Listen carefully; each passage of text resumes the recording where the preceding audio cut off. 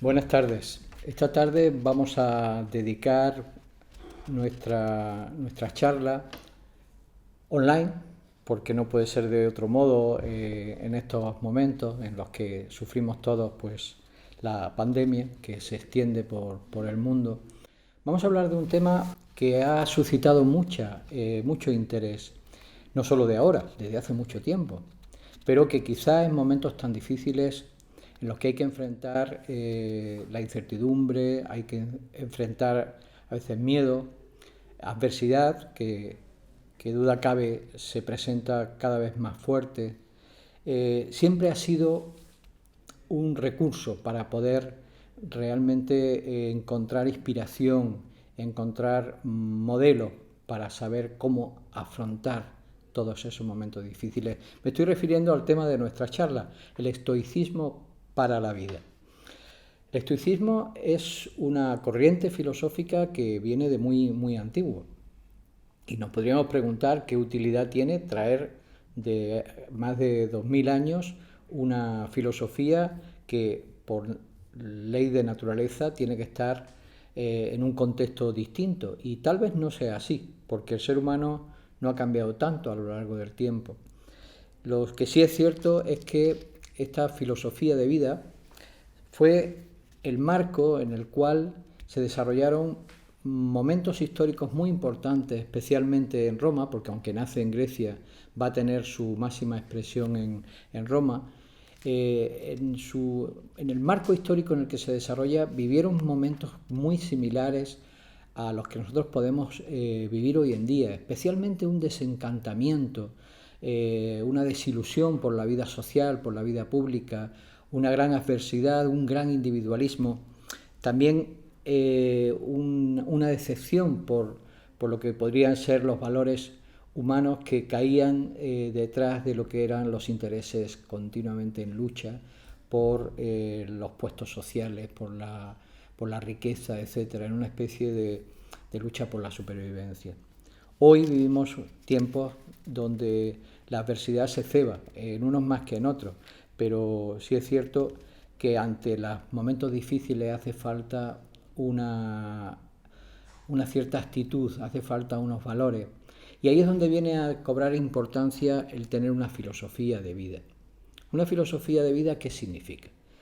Significa estar instalados en nuestra vida con una visión, con un sentido que nos permita afrontar las cosas sin caer en la derrota, que nos permita poder ubicarnos dentro de la naturaleza, que nos permita tener un proyecto de vida exterior, de proyección en el mundo, laboral, de relaciones con los demás, y un proyecto interior en el que cobren importancia pues nuestras expectativas, la necesidad de desarrollar nuestras cualidades, la necesidad de desarrollar aquellas cosas que nos llenan, que nos gustan, que simplemente suponen un impulso vocacional.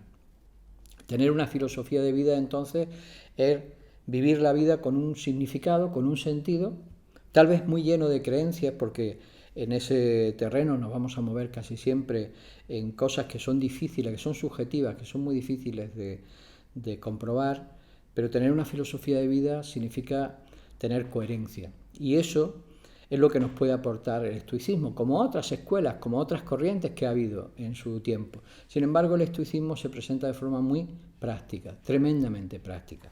Como no es la intención de hoy hacer un repaso ni una profundización en la historia del estoicismo, los grandes filósofos que en su momento fueron el exponente y que han llegado hasta nuestros días con enseñanzas, con consejos maravillosos, pues vamos a dedicarnos a hablar fundamentalmente a cuál es esa filosofía de vida que nos puede ser tan útil hoy en día, justamente en su expresión más práctica, para afrontar cosas cotidianas, para afrontar cosas que se nos presentan todos los días, ya sea como retos o simplemente como expectativas. Decía María Zambrano que en los tiempos modernos hubiese un interés nuevo por los estoicos se debía nada más que a que de alguna manera los habíamos llamado con nuestra necesidad de buenos consejos y con nuestra necesidad de buenos ejemplos. Y hay algo que caracteriza a estos filósofos estoicos, fue aquella honestidad, aquella integridad y aquellos consejos tan prácticos para lo que cada ser humano vive cotidianamente, tratando de darle significado y sentido a su vida. Mencionaré filósofos estoicos porque necesitamos reconocer esas fuentes y porque hasta nuestros días han llegado sus escritos a modo, como decía, de consejos, de frases, de cosas muy cercanas, muy sencillas y además en un lenguaje que casi diría más asequible que el de muchos escritores actuales. Cicerón, Séneca, Epícteto, Marco Aurelio. Sus libros, sus escritos, hoy en día siguen estando presentes en prácticamente la totalidad de las librerías. Y es una de las lecturas más recomendables para ir logrando alcanzar ese sueño y del que de alguna manera el estoicismo es exponente, ese sueño de serenidad por un lado y de fortaleza por otro. Lograr combinar esa serenidad ante la vida, pero a la vez esa fortaleza que nos permita afrontar no solo la adversidad como un elemento que llega a nosotros, sino también los retos que nos proponemos como una meta que pretendemos alcanzar. Unir esa serenidad y esa fortaleza son todo un sueño, son todo un verdadero ideal para cualquier ser humano, ¿no? Me gustaría empezar para poder entender los consejos que nos van a dar en torno a la vida estos filósofos estoicos, primero por cuál es su visión del universo, de la vida, su cosmovisión, en la cual se integra el ser humano. Para los estoicos, el universo, hasta donde podemos observar, el universo cercano, la naturaleza, el universo lejano, es todo como un gran ser vivo. Es un todo armónico, un todo en el que todos los elementos están relacionados. De hecho, hablan de ese universo como una unidad que está gobernada, regida, conducida por un logos, una inteligencia cósmica. Piensan de alguna manera desde una perspectiva panteísta, es decir, que todo lo que existente, que forma parte de esa unidad, que está interrelacionado, es expresión de esa divinidad, a la cual le otorgan una inteligencia, una capacidad de ordenamiento y de impulso. Pero todo lo que está en este universo y que forma parte de esa unidad está en continuo flujo, está fluyendo, nada permanece, todo se transforma. Y además lo hace, es decir, todo se mueve, todo se transforma, en base a una ley. Van a hablar de la ley de necesidad, así como van a hablar de una ley de finalidad. Como si de alguna manera todo lo que está en el universo estuviese cumpliendo un destino, estuviese cumpliendo el desarrollo de un plan, justamente regido por ese logos, por esa inteligencia universal. En el marco de ese plan, de esa gran finalidad al que se conduce todo lo existente, pues se irían produciendo diferentes adaptaciones, diferentes necesidades. Esta idea de orden universal dentro de esa unidad que constituye la vida y el cosmos entero, regido por una ley de finalidad, por un logos, por una razón cósmica, otorga al estoicismo de una idea de que todo lo que sucede en el universo de alguna manera conduce a el destino que necesariamente ha de alcanzarse. Nada queda al azar, todo entra dentro de un complejo sistema de causalidades. Y si bien no es fácil entender por qué las cosas suceden, siempre le van a dar un sentido positivo, que veremos después.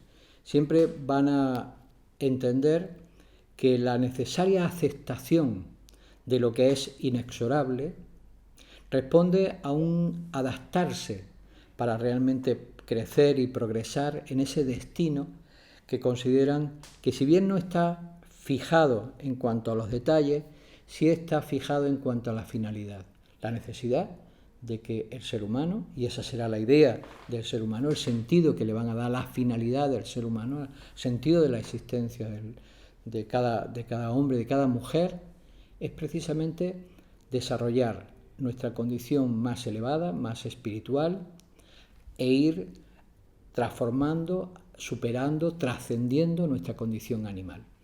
Los estoicos dirán que la condición animal forma parte de nuestra condición base, pero se expresa solo a través del instinto, y que lo que nos hace seres humanos es precisamente el participar del mismo logos que rige el universo a través de nuestra propia razón, de ese logos interior, y que es precisamente el desarrollo de esa razón, de ese logos, de esa conciencia interna, la finalidad de nuestra propia existencia. Así van a entender el ser humano como un microcosmos que está regido por las mismas leyes que ese macrocosmos que observamos. Ese microcosmos que es el ser humano no está al margen de las leyes de la naturaleza, sino que se integra, está regido por esas grandes leyes de la naturaleza. Y es precisamente el responder a la naturaleza la máxima aspiración, es decir, el que el ser humano pueda poner su propio discernimiento, su propio comportamiento, pueda poner su logos, su razón, en consonancia con el logos, con el orden, con la inteligencia de la naturaleza, y de alguna manera llevar una vida natural. Y esto se va a repetir mucho entre los consejos estoicos. Vive una vida natural. Hoy, quizás, al oír esto, entendamos por vida natural el comer sano, el hacer deporte, etcétera, etcétera. Y tal vez no esté alejado, no olvidemos que el concepto de mens sana in corpore sano, mente sana en cuerpo sano, viene de Grecia y fue muy desarrollado también en Roma. Pero cuando hablan de vida natural se refieren precisamente a una vida que esté en consonancia con nuestra naturaleza, con lo que es nuestra condición humana. Y aquí cabe preguntarse qué es lo que nos hace humanos, qué es lo natural para el ser humano. Lo natural para el ser humano, según los estoicos, no será comportarse simplemente impulsado por instintos. Eso es lo natural para un animal. Lo natural para el ser humano va a ser justamente poder desarrollar un discernimiento, un logos, una razón que le permita poder ordenar su vida y conducirla a través de su propia conciencia desde una libertad, desde una autonomía, desde una capacidad de autogestión. Y esto es otro de los elementos clave dentro del estoicismo. Nos van a hablar de la vida natural y nos van a hablar de la necesidad de libertad. Pero la libertad, para el pensamiento estoico, que es condición imprescindible para que el ser humano pueda ser feliz y se pueda realizar como persona, va a depender no tanto de los condicionamientos externos, es decir, de las posibilidades que tenga de actuar, de hacer, sino de los elementos internos. Van a hacer mucho hincapié en que la libertad realmente depende de que nos hayamos librado de la ignorancia, que es uno de los mayores esclavizadores del ser humano, de que nos hayamos liberado de nuestros miedos y que nos hayamos liberado de nuestras pasiones. Liberarse de la ignorancia, del miedo y de las pasiones, los apegos que continuamente nos impulsan a perseguir las cosas que deseamos y que jamás terminan por darnos satisfacción, porque en cuanto conseguimos algo ya estamos deseando más. Es un poco la trampa que tiene el deseo. Como nuestra vida está continuamente organizada en base a qué es lo que soñamos, qué es lo que deseamos, nos pasamos la vida deseando cosas y a veces cuando las conseguimos Nos damos cuenta que no nos satisfacen porque rápidamente ya estamos deseando otras cosas, estamos deseando más. Los estoicos dirán que justamente cuando vencemos ese apego, ese deseo continuo a lo que no tenemos y sabemos valorar y reconocer lo que tenemos, es decir, lo que está a nuestro alcance, lo que hemos logrado, se empieza a lograr una cierta serenidad. Por lo tanto, habrá falta conocimiento para de verdad desarrollar una conciencia libre, una capacidad de elegir. Hará falta dominio de las pasiones y dominio de los miedos. Qué maravilla, ¿verdad?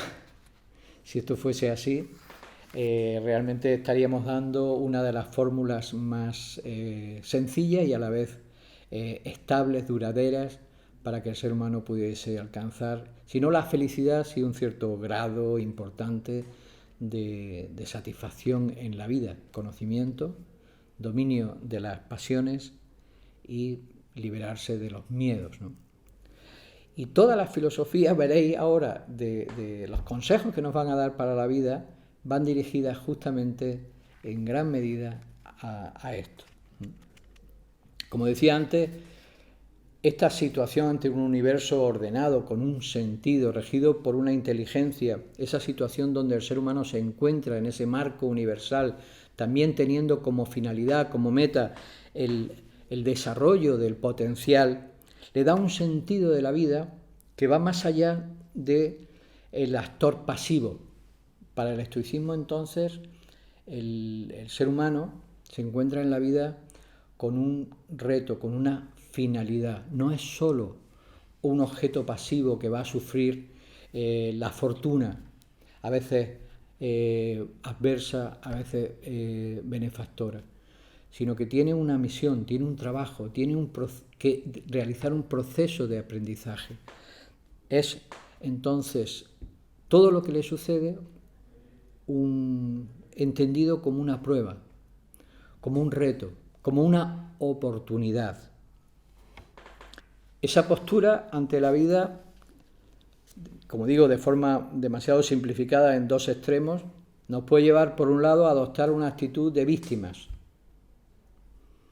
y, por lo tanto, de queja continua, de estar esperando que sean las circunstancias, el destino, el futuro, los que nos traigan aquellas fuentes de satisfacción y de felicidad, o adoptar una postura de aprendizaje en la que todo lo que nos sucede sabemos encontrarle un sentido que nos deje un pozo, que nos deje una experiencia, que nos haga crecer, que nos haga enriquecernos interiormente y, cómo no, fortalecernos exteriormente.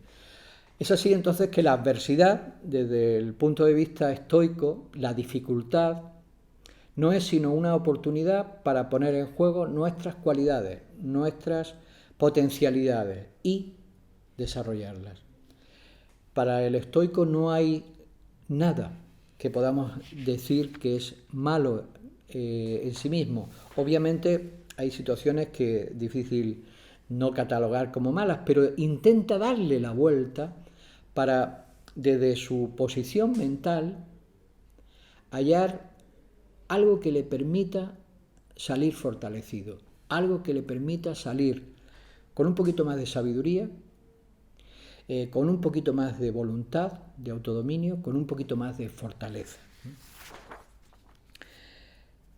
Así, justamente, y en la línea que ya he iniciado sobre las enseñanzas estoicas ante situaciones de la vida, pues una de las enseñanzas más útiles que nos pueden aportar el estoicismo es justamente el que, ante las disyuntivas que la vida nos ofrece, ante las decisiones que tenemos que tomar en la vida, nos preguntemos siempre por la finalidad de lo que hacemos, por la finalidad de lo que se nos ofrece. Se trata de tener una valoración adecuada de las cosas que nos rodean, porque muchas veces simplemente nos dejamos llevar por el valor otorgado por la sociedad a las cosas, o simplemente actuamos siguiendo la corriente de lo que todo el mundo hace, sin valorar muy bien si realmente queremos hacerlo, si es útil si es bueno o a dónde nos conduce. Simplemente actuamos como todo el mundo. Pero pocas veces nos detenemos a preguntarnos cuál es la finalidad.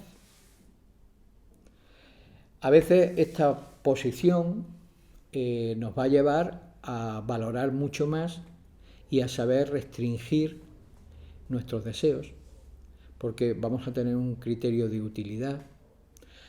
En una visión mucho más amplia nos va a permitir poder evaluar adecuadamente si las cosas se están haciendo bien o mal. Voy a poner un ejemplo.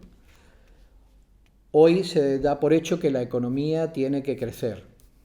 Hablamos de educación, hablamos de política, hablamos de arte, pero ¿nos hemos preguntado por cuál es la finalidad de la economía? ¿Nos lo hemos preguntado de verdad?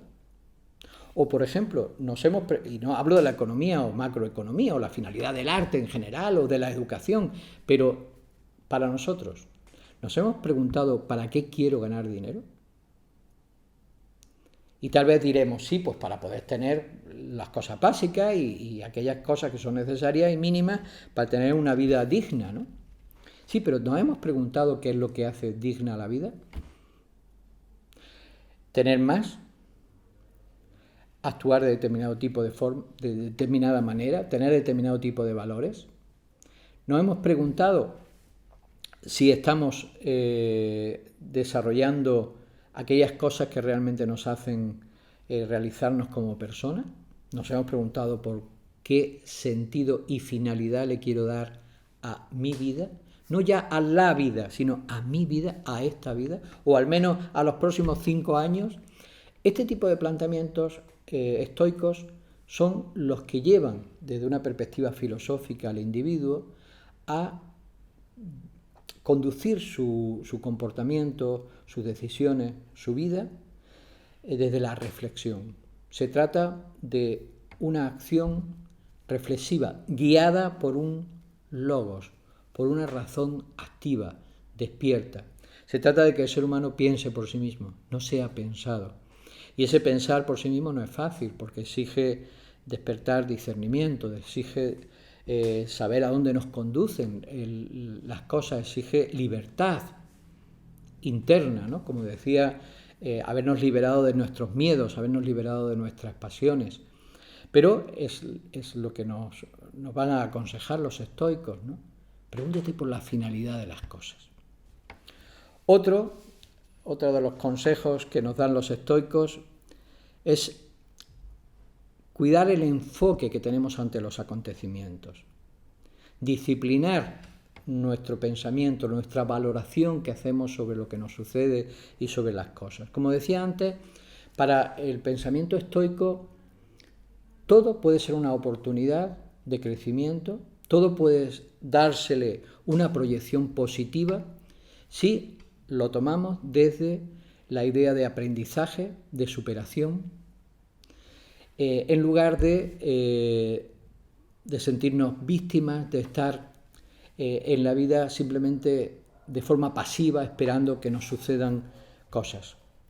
Esto es lo que le llevará al estoico a pensar que nada malo nos puede pasar si tenemos la actitud adecuada. No porque no nos sucedan desgracias, porque una de las cosas más importantes que nos van a enseñar los estoicos es que la vida tiene adversidades y factores que podemos llamar negativos. Está llena de luces y de sombras. Y luchar para que no existan sombras es un absurdo. Luchar contra la adversidad es un absurdo. Otra cosa es afrontar la adversidad como quien afronta los vientos, como el buen navegante que afronta los vientos, para que nos puedan servir como un impulso hacia las metas que nos hemos propuesto. Pero nosotros no podemos hacer que no existan vientos. De hecho, dirá Séneca, para el mal navegante para quien no sabe a dónde va, nunca hay vientos favorables, ¿no? El mal navegante solo espera que las cosas sucedan bajo su perspectiva de la comodidad. El buen navegante se ha marcado un rumbo y sabe navegar con vientos favorables y con vientos en contra. Y no se lamenta porque existan esos vientos en contra. Así entonces, la adversidad es transformada, es transmutada en una forja, una fragua, que nos templa, que saca las fortalezas ocultas. A veces nos puede derrotar, pero no deja de ser un reto ante la vida, entendiendo que hay muchos elementos que nosotros no podemos cambiar, pero lo que sí podemos cambiar es el enfoque. A veces van a utilizar los estoicos la visualización negativa, una forma de quitarle hierro a lo que nos sucede. Cuando nos sucede algo que podemos entender como malo, el pensar, por ejemplo, que podía haber sido peor, y entonces alegrarnos de que no haya sido tan malo como podría haber sido. Se trata siempre de encontrar recursos para ver el lado positivo, sin por eso dejar de ver lo que de negativo tenemos que vencer y superar, o nos ha podido suponer algo, una desgracia. Pero si hay algún resquicio, alguna posibilidad para que hallemos no simplemente un poco de consuelo, sino una oportunidad para vencer, para mejorar, pues ha de ser aprovechada. Van a considerar muy importante cuidar la opinión que tenemos de las cosas, porque el valor que tienen las cosas depende justamente del que nosotros le otorgamos, del que le otorgamos a los objetos, del valor que le otorgamos a las propiedades y el que le otorgamos a las personas y a nuestra relación con las personas. Un insulto nos afectará más cuanto más valor le demos. Si no le damos ninguno, no nos afectará nada. Al final, nuestra ubicación ante las circunstancias, nuestra instalación en la vida depende justamente de cómo la interpretemos. Está en nuestra mente. En Oriente van a insistir mucho desde diferentes filosofías en la importancia que tiene en tener una mente cuidada, cultivada, centrada, porque es la mayor fuente de satisfacción. O lo contrario, una mente desordenada, caótica, obsesiva, es la mayor fuente de desgracia para el ser humano. Otro de los consejos que nos van a dar es controlar los deseos. Antes hemos mencionado la importancia del deseo. Controlar los propios deseos, controlar las aspiraciones también y los sueños. Hay algo que la mayoría de la gente que ha tenido alguna relación con el estoicismo va a recordar, ¿no? La importancia que va a tener el que para un mínimo de felicidad nunca nos lancemos hacia cosas que no dependen de nosotros. La serenidad va a pasar, la serenidad y las posibilidades de éxito en la vida va a pasar porque sepamos reconocer eso que ellos llaman como las tres realidades, ¿no? Que hay cosas que dependen de nosotros, que hay cosas que no dependen de nosotros y que hay cosas que dependen en parte. Nos solemos ofuscar, nos solemos lanzar, solemos desear muchas veces cosas e hipotecar la vida en esa dirección, en ese sueño, deseo, llámensele como se quiera, que no dependen de nosotros, cuyo realización no está en nuestras manos. O a veces nos empeñamos en que las cosas sean de un modo que no van a ser, ya sea porque la vida es así o ya sea porque las circunstancias están de determinada manera y no pueden o no van a cambiar, o no dependen de nosotros que cambian. Pero para poder reconocer lo que de uno depende y lo que no depende, o en qué medida depende, que es donde se encuentra el matiz más interesante, hace falta discernimiento, hace falta un mínimo de sabiduría. Hay una plegaria que acuñó un americano para explicar esta actitud estoica muy buena y que posiblemente conozcan, y la leo literal. Es una especie como de oración, ¿no? Dice: Señor, concédeme serenidad para aceptar todo aquello que no puedo cambiar. Concédeme fortaleza para cambiar lo que soy capaz de cambiar. Y concédeme sabiduría para entender la diferencia entre una cosa y la otra. Esa actitud es lo que llevaría al ser humano a saber enfocar su vida fundamentalmente desde dentro. Porque si queremos resumir básicamente las cosas que dependen de nosotros y las que no, diremos que las cosas externas en su mayoría no dependen de nosotros. No depende de nosotros la fama, no depende de nosotros la riqueza, no dependen de nosotros muchos de los éxitos que buscamos. Alguien dirá, bueno, pero algo habrá que hacer. Claro, hay una parte que sí, hace falta un esfuerzo para conseguir cualquier cosa, pero hay que aceptar que la vida fluctúa, que hay muchísimas cosas que el tiempo se lleva y que hay muchas circunstancias que pueden hacer que cualquier esfuerzo acabe derrotado. Si yo soy un deportista, no depende completamente de mí ganar una medalla de oro. No depende. Pero sí depende de mí el sacar lo mejor de mí mismo, en el empeño. Y esto es lo que será un elemento de fijación para el estoicismo. No tanto el resultado, que no siempre depende de uno, sino el lograr aquellos elementos que están en nosotros y de los cuales sí somos plenamente dueños. O podemos llegar a serlo si realmente desarrollamos la voluntad. Voluntad que será el eje vertebrador de la mayor parte de los consejos del estoicismo. Pero al hablarnos de que cuidemos el no caer en esa persecución de deseos, que generalmente sus logros no dependen de nosotros, no nos piden que adoptemos una actitud pasiva, derrotista. Nada busco, nada aspiro, nada deseo y así no sufro. No, para nada. Van a inspirarnos, impulsarnos un espíritu de superación muy grande, un sentido de finalidad. Pero en lugar de que se proyecte hacia elementos internos, que se proyecte hacia la conquista más grande que el ser humano puede lograr, que es la conquista de sí mismo.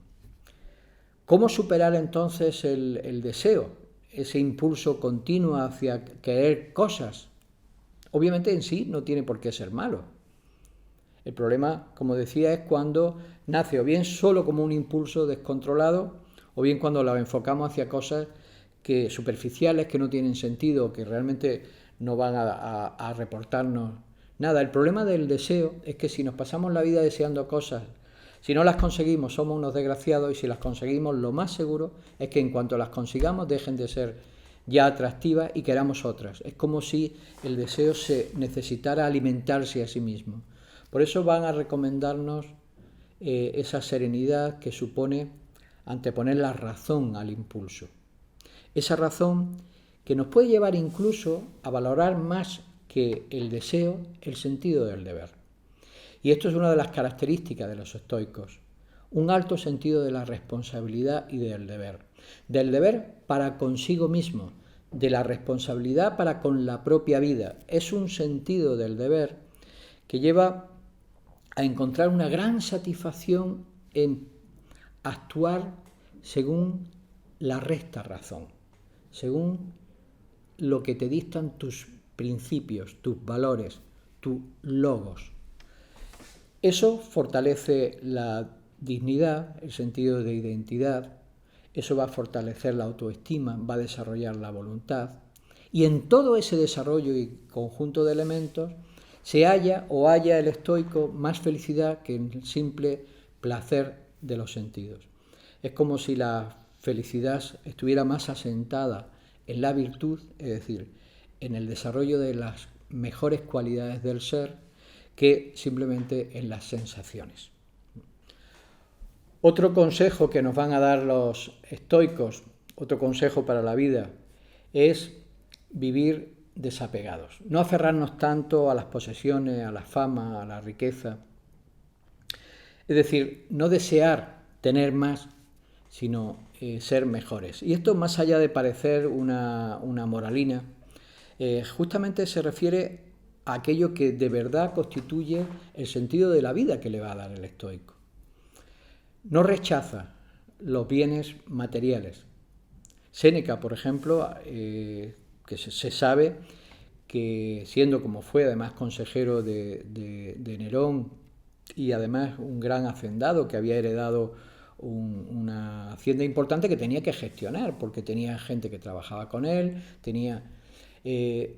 explicaba cuando le recusaban la idea de que todo filósofo es de alguna manera alguien que vive al menos sin riqueza, ¿no? Que vive despreciando los bienes materiales. Y él decía una frase que a mí siempre me ha parecido muy interesante. Decía, el problema no es tener dinero, el problema es que el dinero te tenga a ti. El problema no es tener medios ni recursos, el problema es que los medios y los recursos acaben siendo tus dueños. ¿Qué es lo que quieren decir los estoicos con esto? Que la finalidad tiene que estar por encima de los medios. Y riqueza, fama, medios materiales, la misma salud, que es una de las mayores riquezas que podemos entender, son medios para el desarrollo del hombre y la mujer interior, es decir, del alma. Porque no olvidemos el sentido de la vida que le daban los estoicos. El sentido de la vida era el desarrollo de lo mejor de nuestro potencial, de nuestras cualidades, que se fortalecía frente a la adversidad si había un enfoque, una conciencia que sabía realmente revertir esa adversidad en oportunidades. Es una actitud que lleva a traducir la vida como un proceso de aprendizaje, de superación real, ¿no? Pero por otro lado, además de proponer valorar mucho más lo que eres, más que lo que tienes, también trataban de enseñar a apreciar lo que tenemos, lo que la vida nos ha ofrecido. ¿Por qué nos pasamos la vida siempre deseando cosas que no tenemos? Es lógico que tengamos metas y que haya algunas cosas que queramos conquistar, pero sería estúpido no hacerlo desde la valoración del punto en el que estamos. Y muchas veces nos ahogamos en un mar de hipotéticas desgracias sin darnos cuenta de que la vida nos ha colmado de oportunidades, sencillamente porque no sabemos ver todo lo bueno que nos rodea. Esa necesidad de valorar lo que tenemos, de tener suficiente, es una de las mayores fuentes de tranquilidad y serenidad para el ser humano. Alguien diría, pero entonces ¿dónde queda la superación del ser humano? ¿Dónde queda el progreso, el avanzar, si todos nos conformamos con lo que tenemos? Fijaros que la idea de superación, la finalidad de esa superación está en la mejora de la condición humana. No nos dicen los estoicos que carezcamos de ambición o que carezcamos de propósito de superación. Lo que nos dicen es que no caigamos en el error de pensar que la superación, que la riqueza, es material. La verdadera superación, la verdadera riqueza es interior. Y es esta la que realmente produce los bienes exteriores. Es precisamente de esa sobreabundancia de cualidades internas que el ser humano es capaz de poder saber reconducir la vida y las circunstancias hacia las metas que se propone. Y no al revés, esperar una satisfacción interior cuando las circunstancias vengan a traerme en brazos o bandeja de plata las cosas que yo deseo. Finalmente, hablar de la serenidad y de esa autarquía, ese dominio interno que nos hace mantener un estado de ánimo equilibrado ante ofensa, ante la muerte, ante la adversidad, porque ya hemos aceptado que eso existe. Y hemos aceptado que una parte de nosotros se va a conmover con eso, pero hay una parte de nosotros que lo trasciende, que es capaz de ir más allá. Porque a través de cualquier situación o circunstancia siempre tiene la posibilidad de ajustar su actitud con esa armonía, ese concepto de logos divino, de logos natural y cósmico, que es el que nos estaría dando la medida adecuada para vivir cada situación. Esta serenidad, que no es impasibilidad, que no es falta de sensibilidad, esa ataraxia de la que nos hablaban los antiguos, nace de una gran vida interior. Quien tiene vida interior no se ve tan vapuleado por la vida exterior. Sabe encontrar dentro de sí el mejor de los refugios, pero también la mejor fuente de fortaleza. Y encuentra, cuando desde esa vida interior sale al mundo, encuentra en el mundo una fuente de inspiración y no una amenaza. Encuentra en el mundo, en la naturaleza, una maestra de vida y se complace en la belleza que el mundo le ofrece, que la naturaleza le ofrece, que el ser humano puede ofrecerle, porque va en busca de los bienes, va en busca de lo mejor y no va lamentándose continuamente de lo peor. Así se llega a tener una verdadera autarquía, independencia. Los estoicos nos recomendarán: ejercita tu voluntad, desarrolla tu fortaleza. ¿Cómo? En las pequeñas cosas. Cada oportunidad, cada situación es un momento propicio para poner a prueba tus cualidades.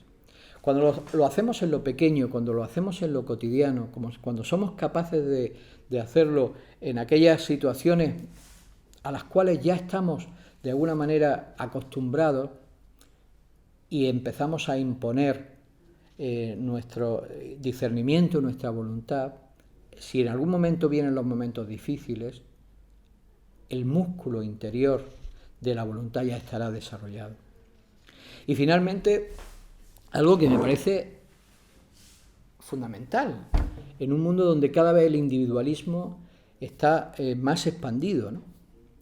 Para los estoicos, para el pensamiento estoico, es fundamental que el ser humano, y es fundamental y es una de las fuentes de felicidad y de satisfacción personal que todo ser humano puede tener.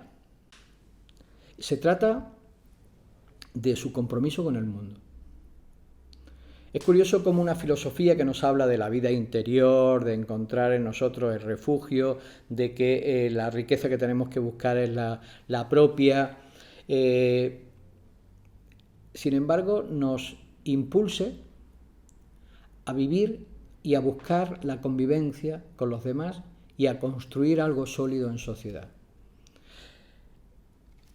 Antes hablamos del macrocosmos, del microcosmos.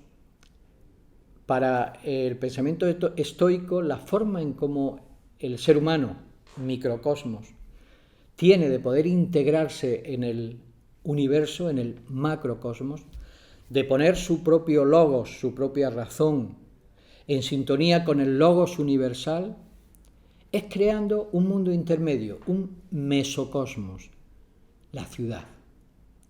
La ciudad es la construcción que el ser humano hace en conjunción con otros seres humanos, en armonía con otros seres humanos, tratando de expresar ese orden cósmico que intuye en ese macrocosmos. Y es en la ciudad donde se van a intentar expresar esas aspiraciones de desarrollo de cualidades propiamente humanas, es decir, que el ser humano vislumbra y que las identifica con potencialidades del alma, que son la justicia, que son el bien, que son la verdad y que son la belleza.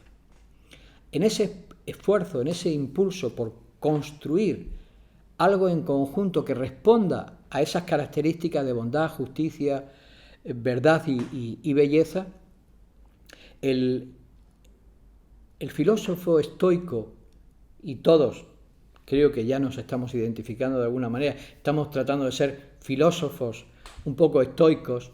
El estoico, el que se ha plantado ante la vida sonriendo, pero firme, vertical, con decisión para marchar adelante, ha hecho suyo un proyecto común. Ya no solo tiene metas interiores, ya no solo tiene un sentido individual su existencia, sino ahora tiene una motivación mayor que le hace trascenderse, que es el bien común. el humanismo que se transpira de todo el estoicismo es enorme, porque consideran que todo ser humano tiene el compromiso de contribuir realmente al bien común. Y es ahí donde cobra sentido un concepto muy antiguo, que casi hoy en día se ha desdibujado, que es la actitud heroica. La actitud heroica, que parece que solo forma parte de los mitos, pero que hemos visto justamente en estos momentos que hemos vivido estos meses atrás, con toda la pandemia, cómo ha habido personas que han podido tener esa actitud heroica o todo lo contrario, y sin embargo les ha salido justamente esa actitud de servicio, de superación, pero entregada a los demás. Ya no es una superación para yo ser mejor, no es una superación como de aquel deportista que intenta conseguir la mejor marca y demostrar que él puede, sino es la superación puesta al servicio del bien común. Ahí es donde realmente puede cobrar un significado actual y creo que necesita ser resaltado y revivido, que es el sentido heroico de la vida. Un heroísmo cotidiano, pero un heroísmo que saca lo mejor del ser humano. Porque hablar de filosofía, hablar de estoicismo, hablar de adversidad, es hablar de seres humanos que se plantan ante un mundo que no les gusta y piensan ¿qué puedo hacer yo? ¿Qué depende de mí? Enseguida nos va a venir muchas cosas que no dependen de nosotros. Tanto es así que hay mucha gente que dice esto no hay quien lo cambie. Piensan, nada depende de mí. Pero los estoicos no nos dejan ese espacio. Siempre nos van a preguntar, ¿y de ti? ¿Qué depende? Esa es la pregunta con la que quiero terminar. Para ser feliz, de ti, ¿qué depende? Para hacer un mundo mejor, de ti, ¿qué depende? Muchas gracias.